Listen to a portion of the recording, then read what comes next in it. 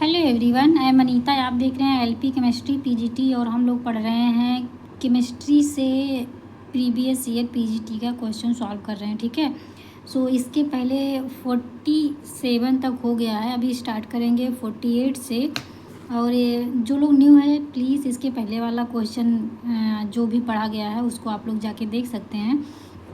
और इसमें सबसे पहले ये कहूँगी कि जो लोग अपना कॉपी के और कलम लेके नहीं बैठे हैं, वो कॉपी कलम लेके बैठे हैं, इसमें कुछ इम्पॉर्टेंट पॉइंट भी रहता है, उसको आप अपने फेयर में नोट करके रखिएगा पॉइंट वाइज। ठीक है, जो भी आपको लगे कि ये इम्पॉर्टेंट है या फिर आपको नहीं आ रहा है, वो कुछ अलग है, तो उसको आप नोट करिएगा। ठीक है, क्योंकि ऐसे ही करने से ही जो नहीं आ रहा उसको तैयार करेंगे, तभी हमारा धीरे धीरे स्टेबल होगा पढ़ाई, और इसी बेस पे हमारा फिर क्वालिफाई होगा। ठीक है, सो स्टार्ट करते हैं हम।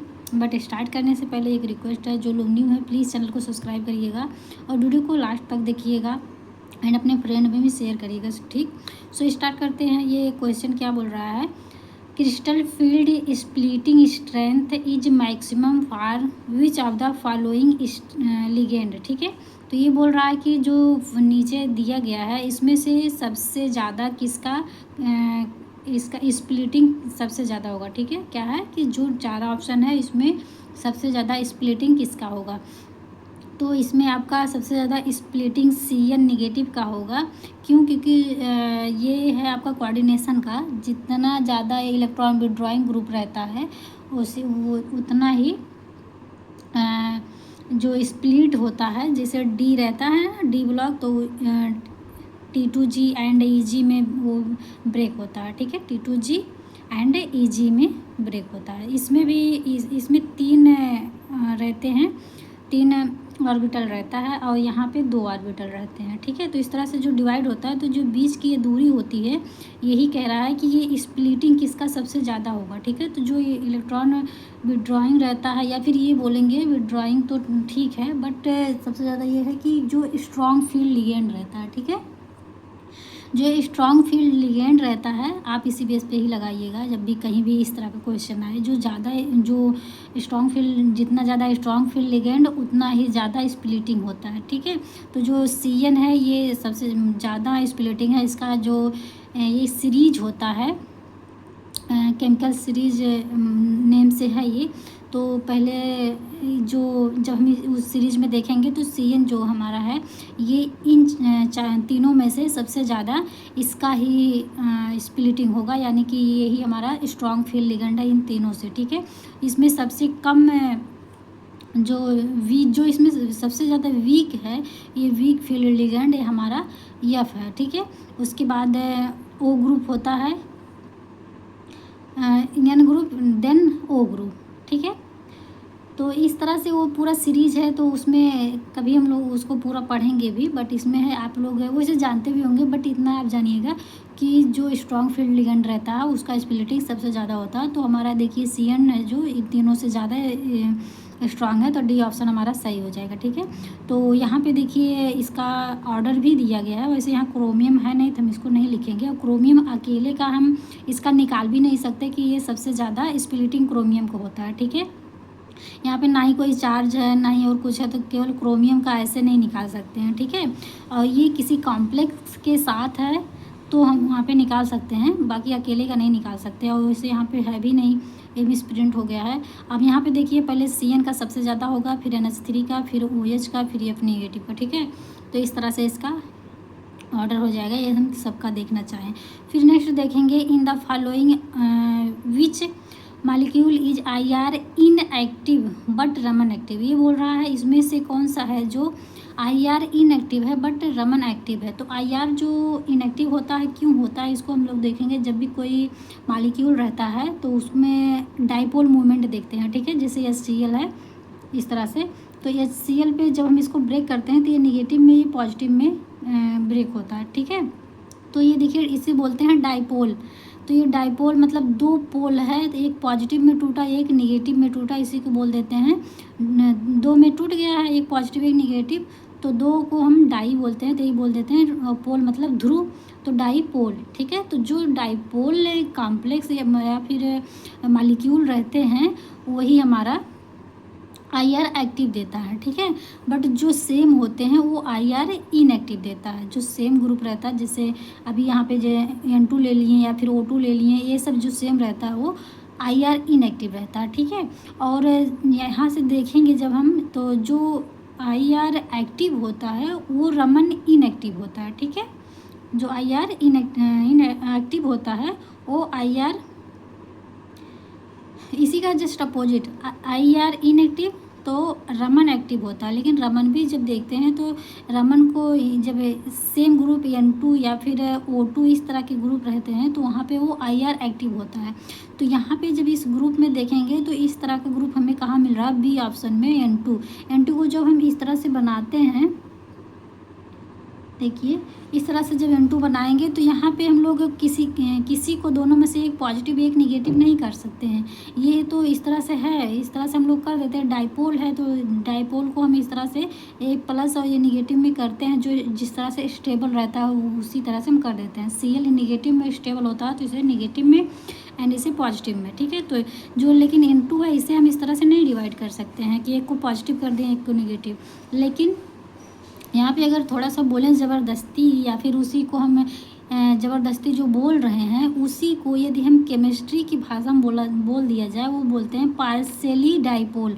पार्शियली डाईपोल मतलब हम लोग अपने आप से ही इस तरह से यदि ब्रेक कर दें तो यहाँ पे नेगेटिव यहाँ पे पॉजिटिव आ जाता है, ठीक है, एक बॉन्ड को ब्रेक करके। बट ये इस तरह होता नहीं, इसी को तो अपने आप से करने की वजह से कभी कभी रिएक्शन होता है तो इस तरह से करना पड़ता है, तो उस वजह से हम इसे पार्शियली डाईपोल बोलते हैं। इस तरह का नाम इसका रख दिया गया है, ठीक है। तो यहाँ पे देखिए यहाँ पे कोई पॉजिटिव निगेटिव नहीं है और यहाँ पे जो म्यू डाईपोल मोमेंट है इसका 0 है एंड इस वजह से यहाँ पे IR एक्टिव है एंड यहाँ पे रमन एक्टिव भी होगा, ठीक है। सो इसका ऑप्शन कौन सा सही हो जाएगा, बी ऑप्शन। ओके, नेक्स्ट देखेंगे। नेक्स्ट है हमारा 50 क्वेश्चन नंबर। इसमें क्या कह रहा है, the aqueous solution of a salt of one of the given lanthanide ion used as a volumetric standard in redox reaction, identify the lanthanide ion, ठीक है। तो यहाँ पे देखिए ये जो चारों ऑप्शन में है, चारों ऑप्शन में ही लैंथेनाइड ग्रुप के एलिमेंट प्रेजेंट हैं एंड यहाँ पे देखिए चारों ही लैंथेनाइड के ग्रुप के प्रेजेंट हैं। तो हमें लैंथेनाइड जो यह ब्लॉक का होता है, ठीक है, जैसे सीरियम हो गया और ये प्रोमीथियम हो गया है, लूथीनियम हो गया, ये सब क्या है आपका ये ब्लॉक एलिमेंट के हैं, वो भी किसके, लैंथेनाइड का, ठीक है। 2 होता है लैंथेनाइड, एक होता है एक्टेनाइड, ठीक है। तो ये लैंथेनाइड का है, जिसमें बोल रहा है कौन सा रेडॉक्स के तरीके बिहेव करता है, ठीक है, कौन रेडॉक्स रिएक्शन दे सकता है। तो हमारा है पहला देखेंगे सीरियम 4+, तो हमारा पहला ही सही हो जाएगा क्योंकि जो इसका ऑक्सीडेशन 4 है ये 4 सीरियम +4 एंड +3 में दोनों में ही एग्जिस्ट करता है, इस वजह से ये रेडॉक्स की तरीके बिहेव करता है, ठीक है। क्योंकि रेडॉक्स वही होता है जो ऑक्सीडेशन रिडक्शन दोनों होता है जिसका, वही हमारा रेडॉक्स रिएक्शन होता है। तो जो ये हमारा सीरियम है वो हमारा रिडॉक्स रिएक्शन देता है, ठीक है, ऑक्सीडाइजिंग एजेंट भी होता है। तो हमारा फर्स्ट ऑप्शन सही हो जाएगा। ओके, नेक्स्ट देखेंगे।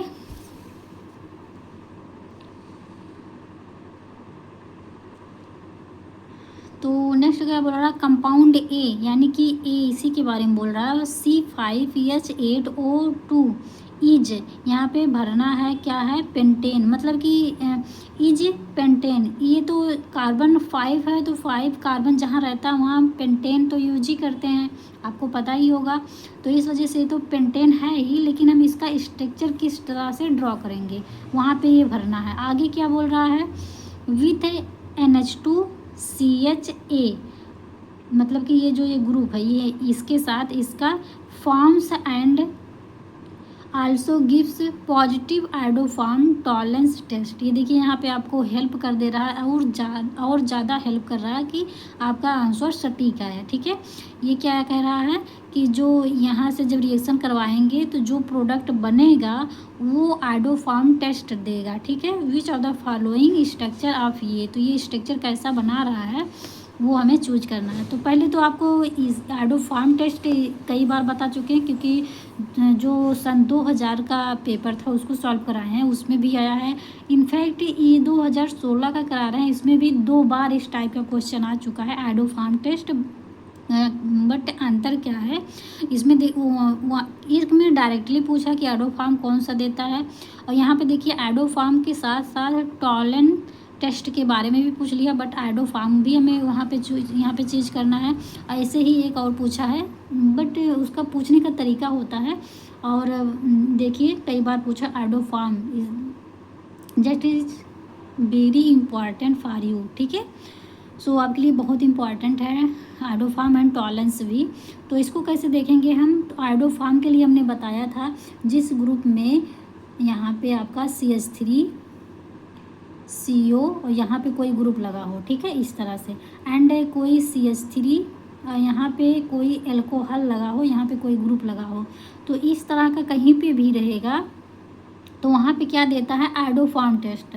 तो हम इस ग्रुप से पहचानेंगे पहले कि आइडोफार्म टेस्ट कौन सा है, उसके बाद टॉलन टेस्ट भी हमें देखना है कि टॉलन टेस्ट कौन सा दे रहा है। तो टॉलन टेस्ट जो देता है वो एल्डिहाइड पे देता है। ठीक है, जहाँ एल्डिहाइड रहेगा वहाँ पे टॉलन टेस्ट देगा। तो हम इस तरह से ऐसा ग्रुप चारों में से चूज करेंगे। तो पहला देखेंगे पहले, तो यहाँ पे देखिए CH3 CO ग्रुप है और यहाँ पे देखिए इतना ग्रुप लगा है, तो ये तो अपना आइडोफार्म टेस्ट देगा। ठीक है, बाकी इसके बाद देखेंगे टॉलन टेस्ट दे रहा है कि नहीं। तो यहाँ पे देखिए CHO भी है, एल्डिहाइड भी है ये, तो यहाँ पे ये टॉलन यहाँ से दे रहा है, एंड आइडोफार्म जो है इधर से देखिए ये आइडोफार्म देगा, एंड इधर जो एल्डिहाइड लगा है CHO ये टॉलन टेस्ट देगा। ठीक है, तो ये हमारा फर्स्ट ऑप्शन ही सही हो जाएगा। जबकि ये देखेंगे तो इसमें देखिए CHO नहीं है, ये ग्रुप तो है टॉलन देगा, बट एल्डिहाइड ग्रुप नहीं है तो टॉलन टेस्ट नहीं देगा, ओनली आइडोफार्म टेस्ट देगा। ठीक है, यहाँ पे देखेंगे तो यहाँ पे देखिए केवल टॉलन टेस्ट देगा, आइडोफार्म नहीं देगा। इसमें देखिए आइडोफार्म ही देगा, टॉलन नहीं देगा, क्योंकि इसमें CHO नहीं है। ठीक है, सो हमारा ऑप्शन फर्स्ट हो जाएगा। आगे देखेंगे 52 नंबर क्या बोल रहा है, जिसमें बोल रहा है which of the following is the conjugate acid of NH3। ठीक है, ये बोल रहा है कि कंजुगेट एसिड कौन सा है NH3 का। तो इसको हम कैसे देखेंगे, तो पहले हमें देखिए इसको कैसे करेंगे।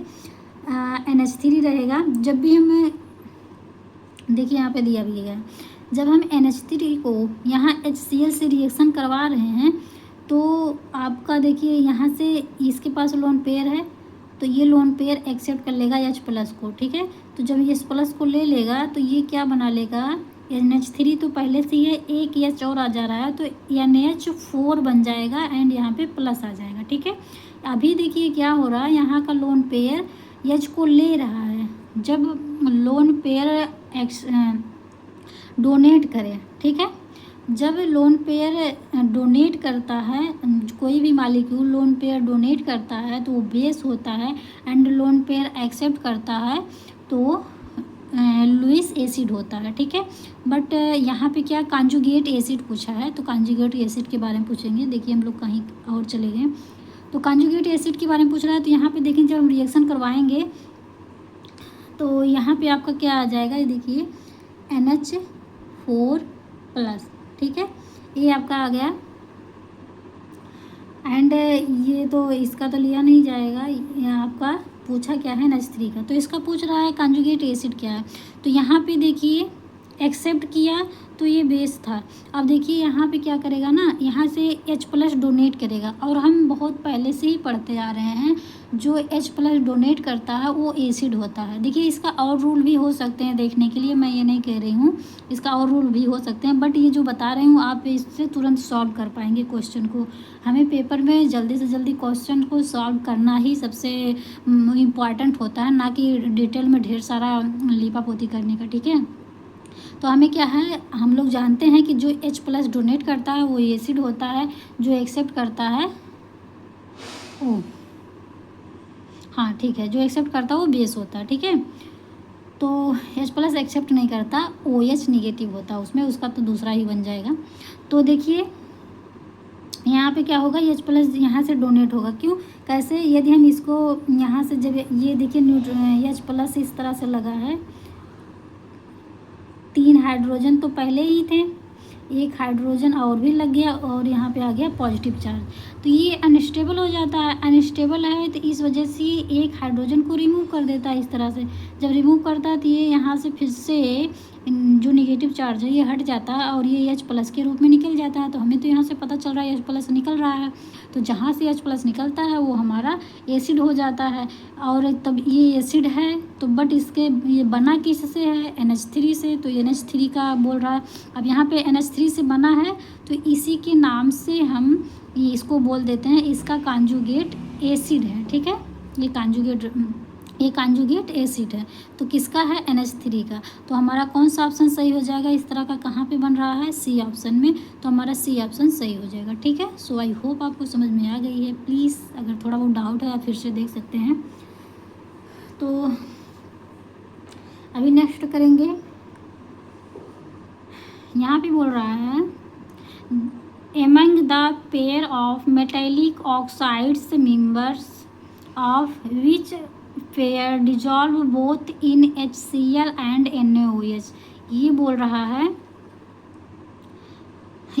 इसमें से जो इसमें डिजॉल्व करेंगे ये कौन कौन सा है जो दोनों से रिएक्शन कर सकता है। डिजॉल्व मतलब कि कौन कौन से इसमें से चारों में से है जो दोनों में डिजॉल्व कर सकता है।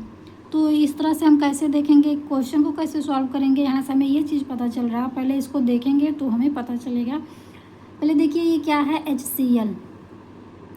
HCl आपका क्या है, एसिड, एंड ये क्या है, NaOH। NaOH ये क्या है आपका, बेस है, ठीक है। तो ऐसा कोई होता है जो एसिड और बेस से दोनों रिएक्शन कर दे। यदि बेस रहेगा बेस बेस कैसे करेगा, या फिर एसिड रहेगा तो कैसे करेगा। तो यहाँ पे देखिए यदि एसिड बेस है तो जो एसिड और बेस से दोनों से रिएक्शन करता है तो हमें वो कौन सा होता है, वो एम्फोटेरिक, ठीक है, वो एम्फोटेरिक होता है। तो हमें यहाँ से तो ये पता चल गया जो भी रिएक्शन करेगा दोनों से वो एम्फोटेरिक होगा। तो हम वही ऑप्शन चूज करेंगे जिसमें एम्फोटेरिक ऑक्साइड दिया हो, ठीक है। तो हम देखेंगे तो इसका होता है एक फार्मूला या फिर आप कोई भी ट्रिक बना सकते हैं, है जनाबे अली ने गाया पंजाबी सॉन्ग इस तरह सारे इंदौर भाग गए, ठीक है। तो आप जब ऐसे बोल रहे हैं जो चीज़, कैसे सारे पंजाबी ऐसे गाएं बेकार सॉन्ग, पंजाबी सॉन्ग, तो जैसे इस तरह से जो बोल रहे हैं ना, तो जो देखिए इसमें आ रहा क्या, एल्युमिनियम, जनाबे अली यानी कि एल्युमिनियम। तो एल्युमिनियम किस में आ रहा है आपका, इसमें। ऐसा गाया बेकार मतलब बेरिलियम, तो बेरिलियम देखिए इसमें है। तो हमारा ये जो आ रहा है बेरिलियम से जो ऑक्सीजन से रिएक्शन ये कॉम्प्लेक्स बना है मॉलिक्यूल, एंड जो एल्युमिनियम से बना है, कहीं पे भी इस तरह से हम इसको याद करे रहेंगे तो हम सॉल्व कर पाएंगे, ठीक है। तो जो बेरिलियम हो गया, एल्युमिनियम हो गया, एंड ये होता है जिंक हो गया, और आर्सेनिक हो गया, AS जो रहता है, ठीक है, एंड Ga हो गया। ये सब क्या है, ये आपका क्या होता है, एम्फोटेरिक। तो इसके साथ जो भी अगर ऑक्सीजन के साथ मॉलिक्यूल बना रहता है वो एम्फोटेरिक होता है, ठीक है। तो एम्फोटेरिक है, इस बेस पे हमारा किस में केवल बी ही ऑप्शन में आ रहा है, बेरिलियम एंड एल्युमिनियम, तो हमारा बी ऑप्शन सही हो जाएगा, ठीक है। आप इतना बात ध्यान रखिएगा कि एसिड बेस से रिएक्शन वही करता है जो एम्फोटेरिक होता है। तो एम्फोटेरिक का जो भी पेयर है इसमें हमारा ए वाला बी में आ रहा है, ठीक है। तो हमारा कौन सा आंसर सही हो जाएगा, बी।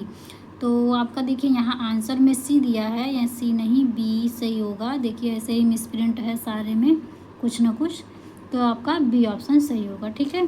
आगे देखेंगे इसमें बोल रहा है आइडेंटिफाई द प्रोडक्ट पी, यानी कि जो रिएक्शन करने के बाद ये प्रोडक्ट पी बन रहा है उसको आपको फॉलोइंग रिएक्शन यानी कि ये निकालना है, ठीक है। तो यहाँ से देखिए जब हम रिएक्शन करवाएंगे इस पर, तो ये है लुईस एसिड। लुईस एसिड का काम क्या रहता है? लोन पेयर को एक्सेप्ट करना। इसके पहले अभी जस्ट बन रहा है। आप कोई भी चीज़ पढ़ेंगे, जैसे मैंने ये बताया कि लुईस एसिड का क्या वर्क होता है, उसका काम क्या है? लोन पेयर एक्सेप्ट करना, ठीक है। तो कहीं पे भी क्वेश्चन रिएक्शन करवाएंगे तो कहीं पे भी आएगा, आप वो उसको जान रहे हैं उसका काम क्या है, उसी रूल पे उसी बेस पे सॉल्व करेंगे, आपका क्वेश्चन हो जाएगा। अब बोलें कि न्यूक्लियोफाइल जो रहता है वो इलेक्ट्रॉन डिफिशिएंट सेंटर पे अटैक करता है, कोई भी न्यूक्लियोफाइल, ठीक है। तो वो हर जगह यही काम करेगा, ऐसा नहीं कि दूसरे रिएक्शन में चेंज हो जाएगा। तो मैं ये जो कहती हूँ इम्पॉर्टेंट पॉइंट नोट करिए।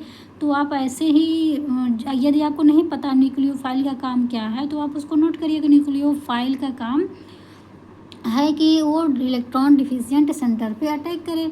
तो ये जान लीजिए। और लुईस एसिड का क्या काम है? लोन पेयर को एक्सेप्ट करना। लुईस बेस का काम क्या है? लोन पेयर डोनेट करना। तो यहाँ पे देखिए लुईस एसिड का काम क्या है? लोन पेयर को एक्सेप्ट करना, ठीक है। तो यहाँ पे जब रिएक्शन होगा तो यहाँ से अटैक करेगा, जब यहाँ अटैक करेगा तो AlCl4 हो जाएगा, ठीक है। इस तरह से जब इसका रिएक्शन करवाएंगे तो इस तरह से होगा, ठीक है। बट यहाँ पे देखिए जब हम ऑप्शन देखेंगे तो यहाँ पे देखिए जितने भी देख रहे हैं एक से अधिक रिंग मिलके आपस में तब जाके प्रोडक्ट बन रहा है। जैसे नेप्थलीन 2 बेंजीन रहता है, आपको पता ही होगा 2 बेंजीन साइड में ही रहते हैं, उस तरह का स्ट्रक्चर होता है। और एंथ्रासीन में 3 रहता है, 3 बेंजीन लगे होते हैं साइड बाय साइड। फिर एंथ्रासीन भी 3 रहता है, बट वो पूरा एक लीनियर में नहीं रहता, 2 लीनियर रहते हैं, एक उसके ऊपर रहता है। और सब में देखिए एक ही चीज़ हो रहा है कि एक से अधिक बेंजीन वाला ही स्ट्रक्चर बना है। तो हमें यहाँ से क्या पता चल रहा है कि ये डाईमेराइज हुआ है, ठीक है। ये जो दिया गया है आपका एसिटिल बेंजीन, यहाँ पे ये